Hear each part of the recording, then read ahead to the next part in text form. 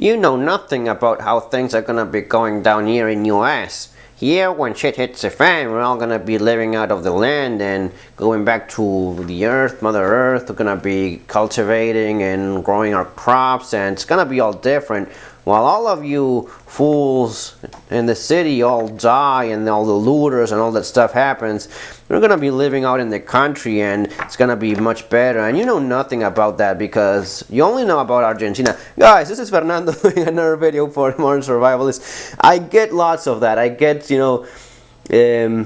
lots wouldn't be the word. I actually, 90% of the emails and stuff that I get is actually very kind, very, very encouraging, great stuff, and supports. A very small amount of people give me that kind of crap about me not knowing what I'm saying or such, and me not knowing how it's gonna be there in US, because it's all gonna be different here in US.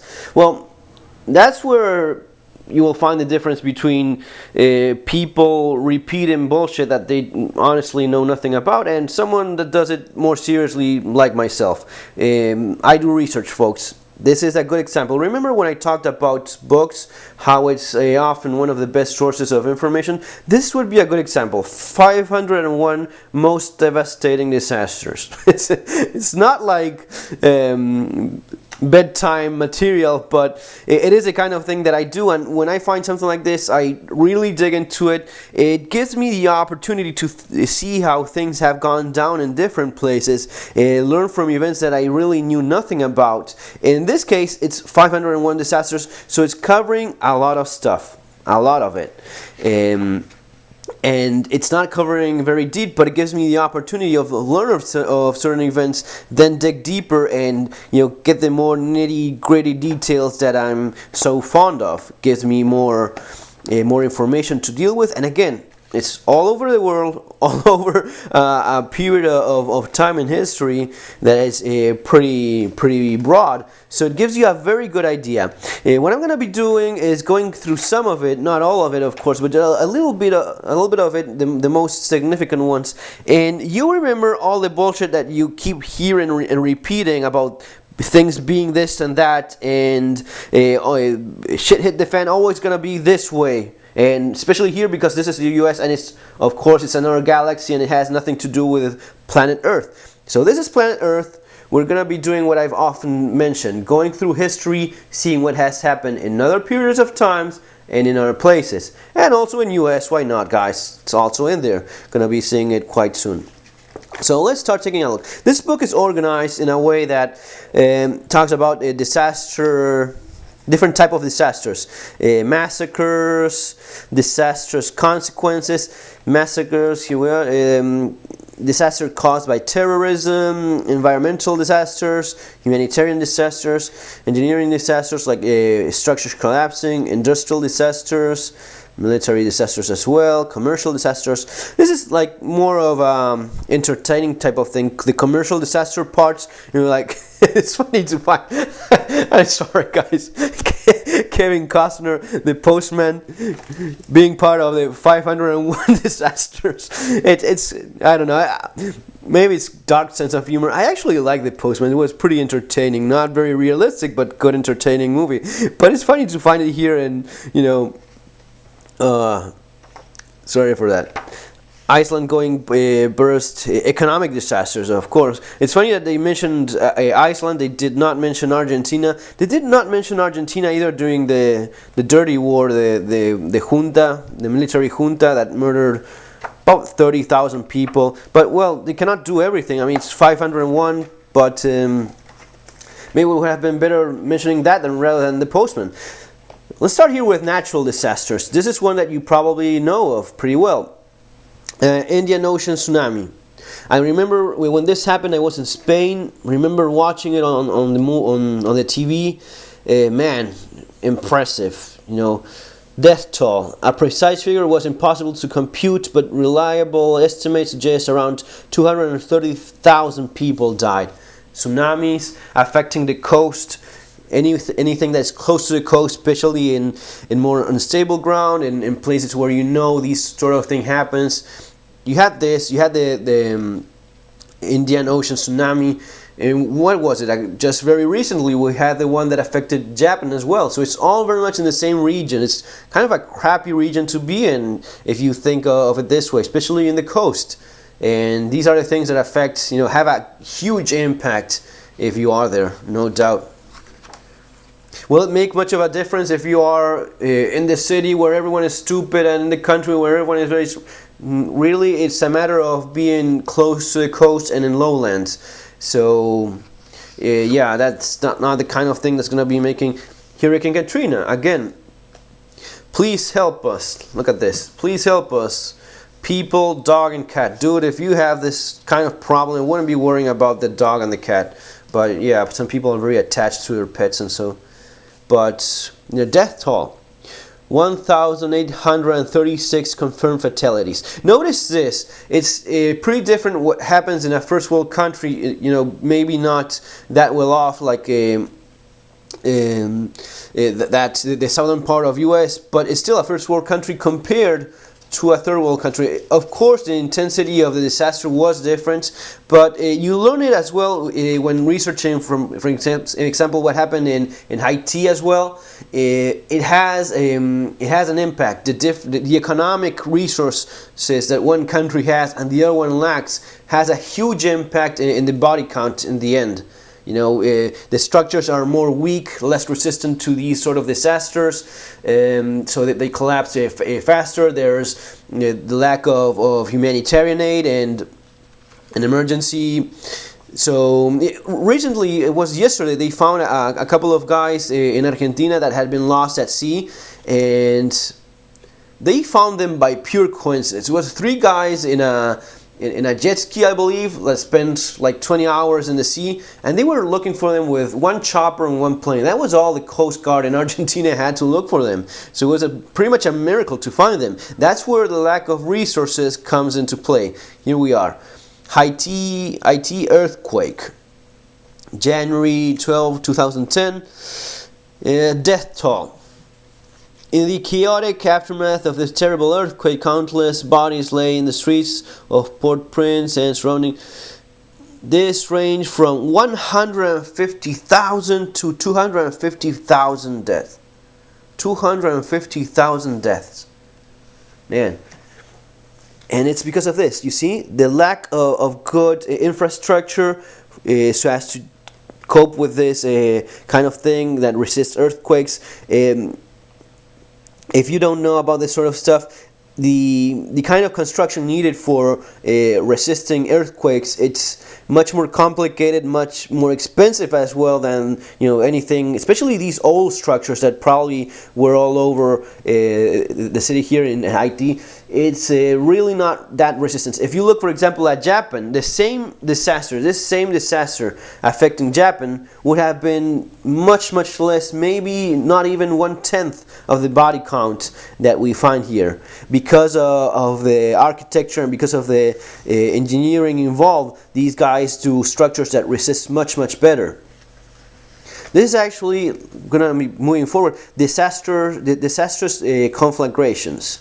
This is in Argentina actually. República Cromañón nightclub fire. I remember this pretty well. In Buenos Aires, 194 deaths. And it's ridiculous if you look at it. All these people, 194 people died, 700 injured, just because of poor planning during a concert. A concert, guys. I'm not talking about a nuclear bomb going up.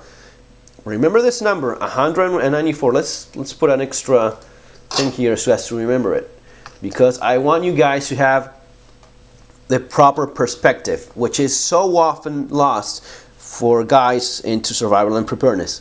Right? This happened in Buenos Aires. It was a concert. I know all the details about this because it happened pretty close to home. It was Callejeros was playing. The band was a band that very popular one. So this place was packed full of people. The owner of the club not wanting typical Argentine crap. The owner of the club not wanting anyone to sneak in. He blocked the emergency exits with chains. So when the fire started because of flares, which were popularly used in these guys' concerts. The flares, it was all the place was all covered with a net and scenery and all stuff that was all flammable. There was no control. The fire inspectors have been bribed. So this is the kind of thing that happens when a place becomes more and more corrupt. And all this flammable material caught up, and people was awful. I mean, people piled, burned to death. Lots of them died because of the toxic gases. I've covered this sort of thing in my blog. There's always the link there in all my videos. In one fire that I think happened in U.S. in very similar circumstances, a fire that happened in U.S. and that time it was actually filmed how within a minute, guys, the place was completely covered by flames. 100 or 200 people died. I don't remember the exact number, but terrible. African meningitis outbreak SARS virus. Yeah, SARS virus would be a good example of the kind of pandemic that is so often feared. And yes, it's, you know, a worldwide pandemic, given the way we have transportation these days. Remember that in the years before, when some of the worst disasters that killed a significant number of mankind hit our world, it was at times when it took weeks to go from one point of the planet to the other, to the opposite one. Today we're talking about hours doing the exact same thing. So a virus spreading in Asia is going to be in US in just a few hours, in less than a day, because of transportation. So that's the kind of thing that worries people that specialize in this stuff, the way in which it could spread so fast and affect everyone at the same time. While in the old days it was more localized. Maybe it affected an entire country, maybe even an entire continent, like it happened in Europe. Now that's only focused there. Now with today's transportation, it could affect all the planet very, very fast. Yes, this is a case in which being in urbanized locations is going to be no doubt working against you. Now it's interesting that on the other hand we have this, the African meningitis outbreak, and this is just one of the many examples where just a common vaccine would have saved thousands of lives. Now this is affecting the more poor, the more distant locations. People that are far away from the vaccination centers are likely to die first, rather than the ones closer to it. So it's not all the same. It's actually all very complex and very very difficult to explain. You cannot just cover everything with one simple explanation. You cannot just say you have to live there and you're going to be safe. If you live here, you die. Or you cannot have this lifestyle and it's going to be safe, and if you have this other lifestyle, you're going to die. All right? It depends on each case, and this is all health disasters. All right? Health disasters. All right? So it could be a health disaster in which you are better off living in the city, where you will have easier access to whatever vaccination they quickly came up with, or it's going to be safer to be out from the city, where the disease is going to be spreading, of course, much faster because of this, right?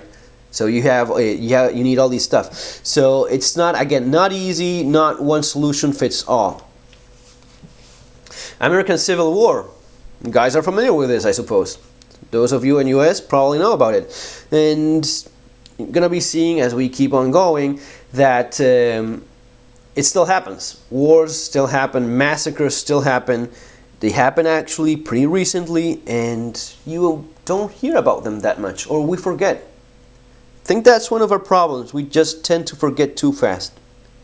American Civil War happened 1861, 1865. Some 620,000 Americans died during the Civil War. Would this make much of a difference if you're in the country, if you're in the city, if you are wherever you are? Unfortunately, no. I don't think that there's much of a difference in play there. Actually, based on recent events of warfare and genocide, I say that the more far away you are from a camera, the more likely it is that terrible things are going to be happening. Operation Barbarossa. This is when the Nazis invaded the Soviet Union. Hitler was very effective at murdering and killing, and the death toll here says uncountable. War on the East Front is estimated to have cost Soviet forces 7 million casualties, while Axis powers lost 4,200,000 troops. But listen to this. Civilian deaths are thought to have reached 20 million. Right? 20 million civilians died during the invasion of the Nazis in the Soviet Union.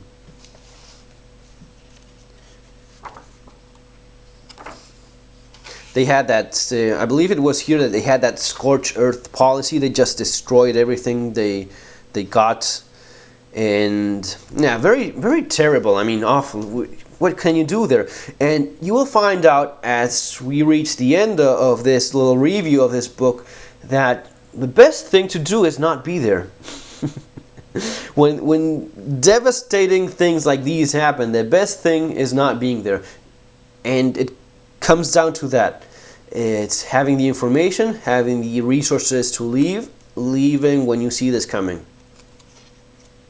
Now, and there's always links, and history is tied one with the other. Then, when they finally beat the Nazis and the Russian and American forces made their way into Berlin, there's this incident that is not very much talked about, that it's the rape of Berlin. Especially both American, the Axis forces and the Soviet Union forces, they were going for payback, and it's called the rape of Berlin for a reason. It's if you do some reading, even in Wikipedia, you will find a good amount of information and links to our stuff. You know, thousands and thousands of women raped, people murdered. So it's in my research, I'd say that there's no country, no ethnic group, no group of people that hasn't killed themselves brutally or been massacred themselves at one point. It's very hard to find someone that is, yeah, we are always, there's always things linked to one another, and yeah, I don't know, it's basically human nature, guys, I suppose. Chernobyl, this is pretty scary stuff, and whenever you see references to worst survival disasters, yeah, the power plants blowing up. Well, here is a power plant that blew up, Chernobyl, and it was awful and all, mostly because of linked to disasters caused by a lack of proper maintenance and infrastructure. The Soviet Union was not apparently that great at keeping nuclear power plants in their best shape. Now, it happened recently in Japan as well, but one of the things I find interesting is that as dramatic as this is, let's take a look. Death toll. Over 200 people suffered acute radiation sickness in the immediately aftermath of the explosion, of whom 31 died within 3 months. The total number of deaths directly attributed to the accident was 56, mostly radiated rescued workers, but included some children who died of thyroid cancer. The number of premature deaths would be expected to relate diseases. Now, this is a thing that is very questioned because, especially because of the communist government and the Soviet Union thing of keeping things hidden and secret. It's very hard to come up with an exact number, but let's suppose that it's double the kind of death, immediate deaths because of the explosion and the radiation. 31 died within 3 months. If you look at this, what we were talking about before, a nightclub going up in flames, 194 deaths, and these things happen all the time. So it's funny how we may obsess over this stuff. You hear Chernobyl and you hear República Cromañón night fire in Argentina, and you think, what has, this is much, much worse. And this happens all the time. It happens in US, and happens in many places very often. So my point is that we sometimes obsess over things that are imprinted to us through the media, or they are in their own nature. I mean, look at this image. It's and the idea of radiation, we fear that sort of thing so much. But we don't get objective in terms of how likely this is to happen and how many people are likely to die because of this. There are so many other things that cause so much death and happen more often that, you know, it makes you think a little bit about it. Herero and Nenam genocide, humanitarian disasters, 1904-1907. This is during the 19th century, when territorial expansion from white nations in Europe achieved formidable pressure in the Dark Continent, with ambitions founded on the garbled paternalistic philosophy of eugenics and racism, including notions of survival of the fittest. In 1884, Germany occupied Tamarland and death toll between 25 and 100,000 Herero and 10,000 Nama were exterminated. The survivors of the concentration camps were sold to German farmers as slaves. Well, yeah. Again, you don't see this type of thing very often. How about this? The Great Calamity, the Armenian genocide. Have you heard about this before? No? The Great Calamity, the Armenian genocide. The Armenians inhabiting the Caucasus, between basically the Armenians were caught between the Russians and the Turks, and there was this problem of they were among the earliest Christian converts and clung jealously to their faith after the rise of Islam in the 7th century. So these guys were Christians and were pretty much big on their faith thing, and the Russians liked it. There was a little bit of nationalism going on, and that the Russians liked it even less, and the Turks even less so. And basically they decided to exterminate these people because they didn't like them, right? They were forced. It was a series of massacres. Here's the death toll, at least 1 million people. And having read a little bit about this, having read quite a bit about this, there's good stuff on the internet if you're interested in reading further on. It's pretty interesting. There was a series of massacres. They rounded up the men, shot them. Eventually they forced men and women and old men, children and women and older men, they forced them into a march through the desert. They basically exiled them to the desert, and most of them died there. I mean, imagine being exiled to the desert with nothing at all. Here it's the journey. Old men, women, and children were forcibly driven southwards to the Mesopotamian desert, a journey of 1 or 2 months, where if they had not already died from exhaustion, rape, or massacre en route, they were abandoned to die from thirst, starvation, and exposure. Yes, it's one of the things that happens the most, and this was a particular bad one. Again, there's good information on the internet. Some images are terrible. They made fun of the people starving to death. It was awful. And 1915. Well, these things happen more. Let's keep looking.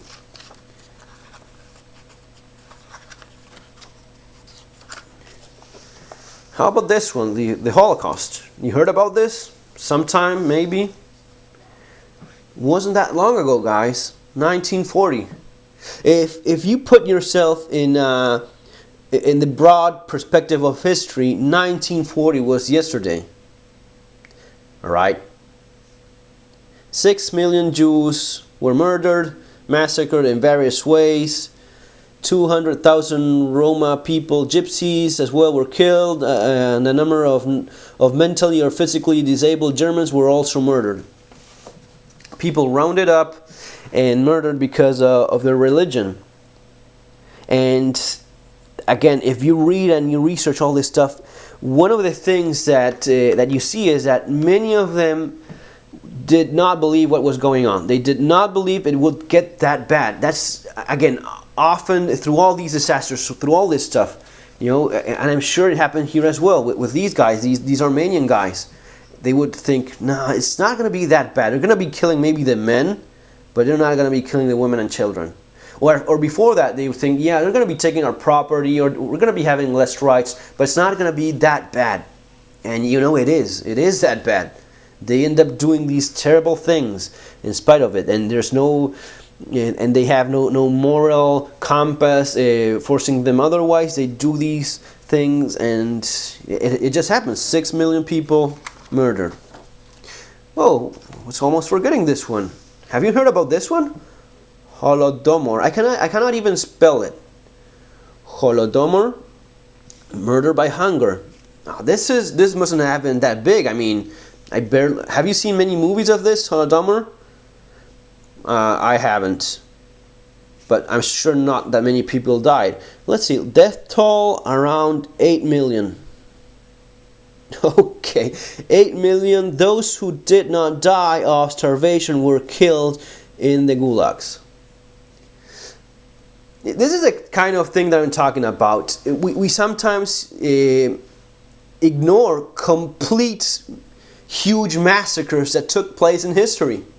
You know, this one in particular. Let's take a look. Ukraine has always been invaluable to Russia as a ready resources for grain. What basically happened here, guys, was that Stalin decided to get rid of the Ukrainians by murder by hunger. So the Ukrainian guys were mostly farmland. And remember, folks, about farmland and being a farmer being the greatest thing whenever a huge disaster takes place? Well, these guys were all farmers.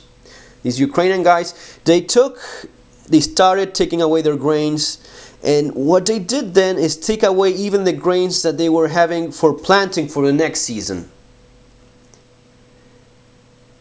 Alright, so within a couple of years, 1932 to 1933, he managed to kill 8 million people of starvation.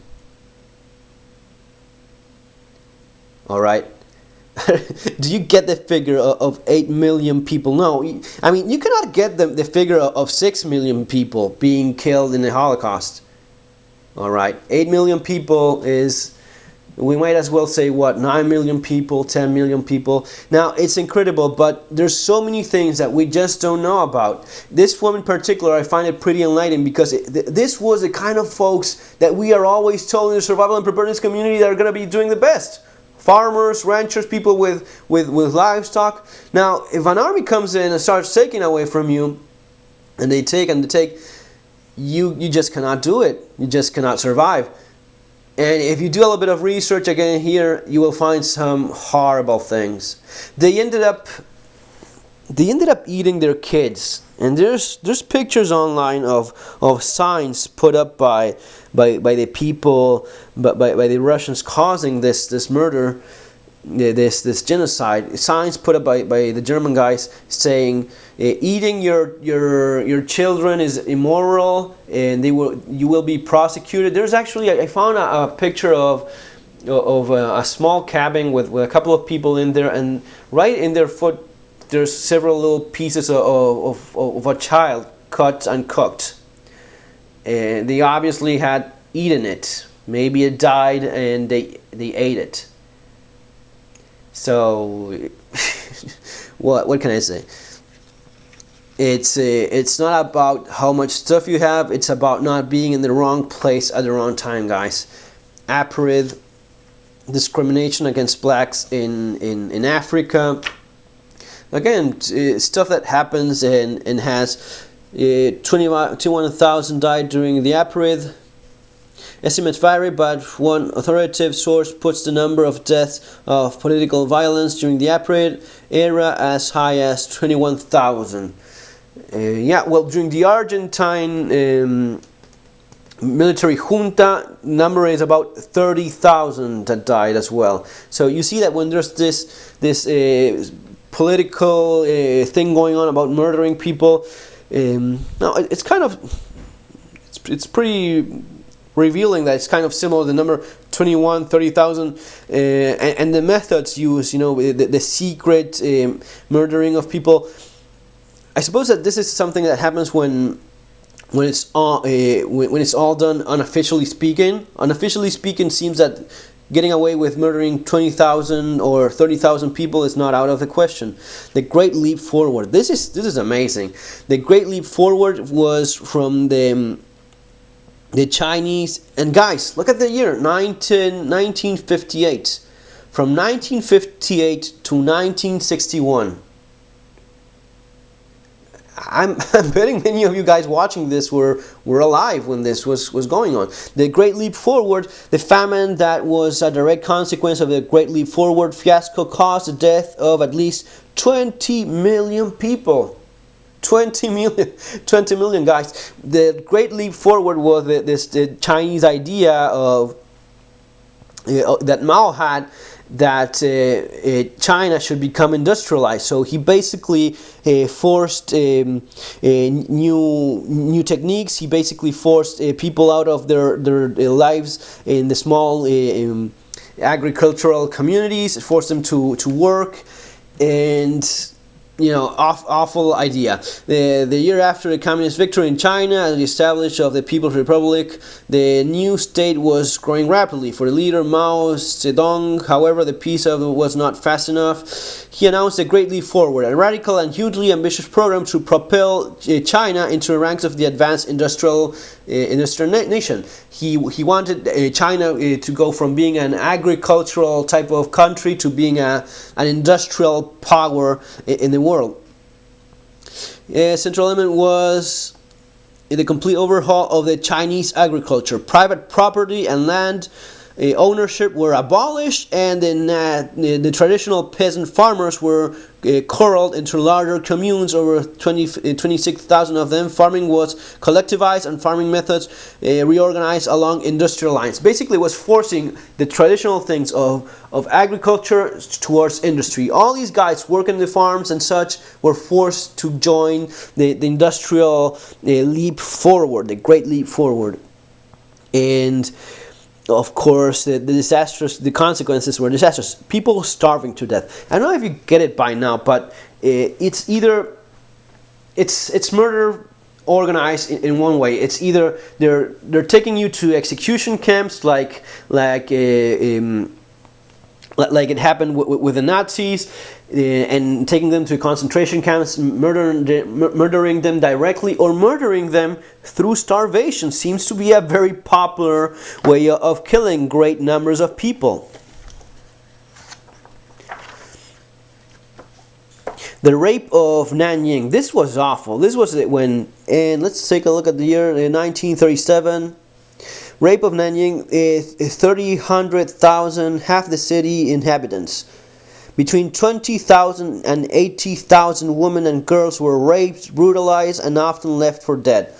The rape of Nanjing, I don't know if you heard about it or not. I'm overwhelmed by the amount. I thought I knew more than the average guy. The average guy maybe knows about the Holocaust and a couple other things. You rarely find lots of people that know about the rape of Nanjing, but I thought I knew more than the average guy. I ended up finding that there's so many stuff that I was completely ignorant about, and it gives me more energy to keep doing this. The rape of Nanjing was one of the most brutal massacres in the history of the world. Not only by the amount of people being killed, because we've seen recently 20 million people dying, but the way in which the Japanese just butcher these people, the rapes, again, go online, do research, you will find out some of the images. Throwing kids in the air and stabbing them with, throwing babies in the air and stabbing them with bayonets, raping very small children, cutting them to pieces. There's no ways of describing the horrors these people were capable of. And don't get me wrong, these people are these guys that did this. It's not because of a certain race, a certain religion or ethnic background. If you didn't get the message already, then you should watch this video again. Everyone, every society, every ethnic background has massacred their fellow men in some period of history.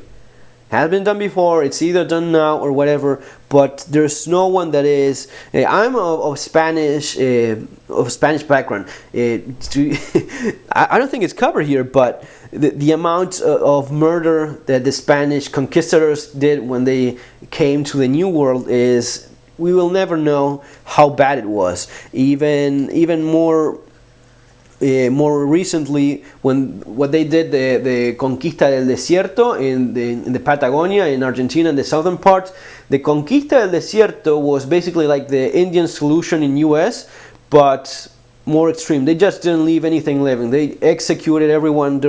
There's not much left in terms of information, anecdotal stuff, because they just killed everyone. Genocide in Srebrenica, 1995. I don't know about you. I was alive in 1995 already. And again, 8,000 men and boys, almost as ugly as the genocide itself was. The Serbs attempted to cover up the crime. They moved the mass graves and tried to camouflage them. Srebrenica massacre sites are still being discovered. Only 3,000 bodies have so far been found. When the Serbs invaded and started killing people, and this was mostly because of religious reasons, against the Muslims, the Bosnian Muslims.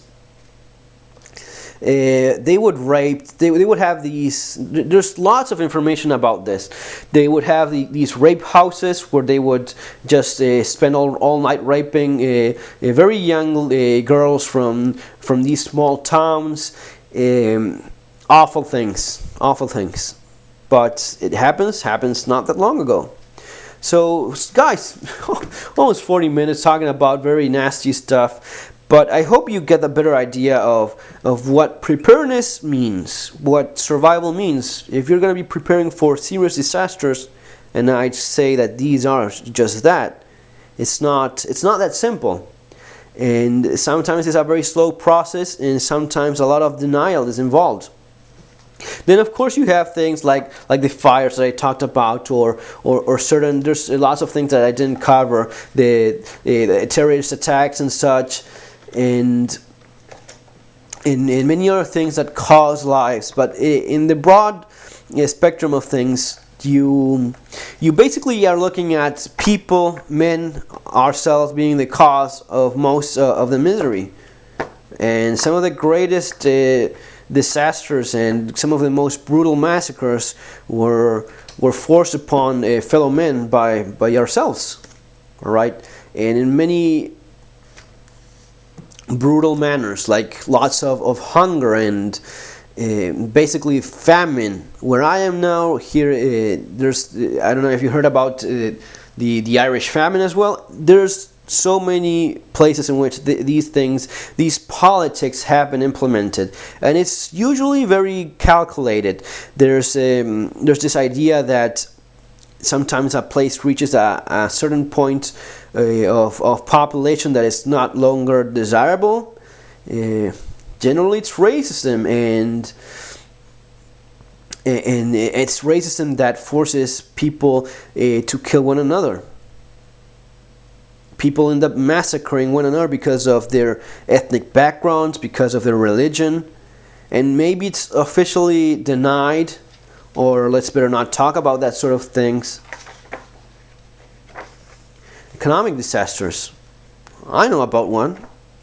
I went through one myself. What about here? Hyperinflation in Weimar. This is something that lots of us are very concerned about. Will it happen again? Look at this lady burning down those bills because it's completely worthless.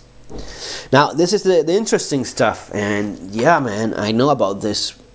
Millions of Germans were bankrupt, and entire life savings sometimes wasn't enough to buy a loaf of bread. Conspiracy theories sprouted, and extremist political views became acceptable. Ultimately, hyperinflation enabled Hitler to gain power. How many people, let's focus for a second here, how many people died because of the Weimar Republic? You will never know. This is the thing. You will never know how many people died because you can't, there's no way in which you can link it. I mean, I can say that because because of what I saw in Argentina, how many people died over there. You know, about 20 people a day keep starving to death, and there's extreme poverty caused by the economic collapse, and that extreme poverty is costing lives 10 years later. There's no way in which you can get a good figure of that. Maybe somewhere down the road, maybe 10, 20 years from now, someone will be able to come up with a figure and say how many people died because of the Argentine economic collapse. If you look at it from in terms of diseases spreading because of poverty, people malnutrition, the contamination that is out of control in the Riachuelo River and the Cuenca, Riachuelo Matanza has disastrous consequences. I researched that in the university. It was actually one of the papers I wrote. The lack of water, drinking water, and sewers kill more people than criminal bullets kill Argentines every single day. But it's not good news. It's not as dramatic. And notice one last thing, guys. Almost 40 minutes now. I hope I'm not boring you that much. But notice one thing. After this happened, after the hyperinflation, the Weimar Republic happened, who came? The Nazis. An extreme lunatic nutcase came because of this. The disastrous economic situation made people vote for Hitler. And we voted for another dictator ourselves in Argentina. Someone that is now in power and shared power with his wife and whatnot, and they're already modifying the constitution so as to stay there and limited. What about Venezuela? What about Chavez? The guy is there forever. He's not going to be giving up anytime soon. So there's this thing, guys, little last message to keep in mind. After an economic disaster, a dictator will generally rise. That's what the textbook says when we study history and economic collapses. Folks, yeah, lots of, no, not fun, really. It's millions of lives lost in different instances. The kind of research, guys, that I do, and I try to learn from it as much as possible, process that information, and share it with you folks. Take care, have a great day, consider subscribing if you're liking these videos. As always, see you in our next video.